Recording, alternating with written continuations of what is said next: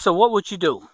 If God blessed you with an unexpected, unusual blessing, would you recognize and realize that it is a blessing from Him? Would you thank Him? Would you utilize it? Or would you ignore it? When God blesses you with an unexpected blessing, always thank Him and always utilize it to the fullest that He would have you to utilize it. God has blessed us with a week of what I call unusually warm weather. I recognize that it's a blessing from God. I say, thank you, Jesus. And I'm going to take advantage of this. What I'm going to do is I'm going to plant me some purple top turnips, but I'm going to plant them in this trough. Now, I've done it before. I was in my quiet time and I knew it was cool outside, too cold to germinate seeds outside. So I germinated them in here.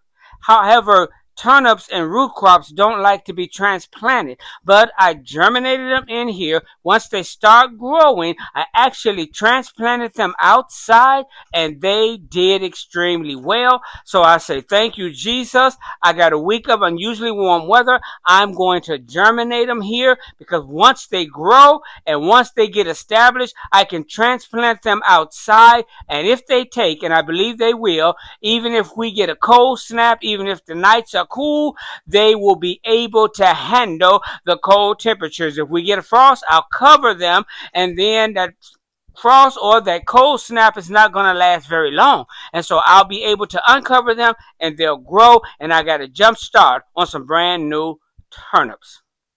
So what I usually do, I have a container that has the seeds in them, and I'm going to dig me a little trench. That's all I do, a little trench this way, a second trench this way.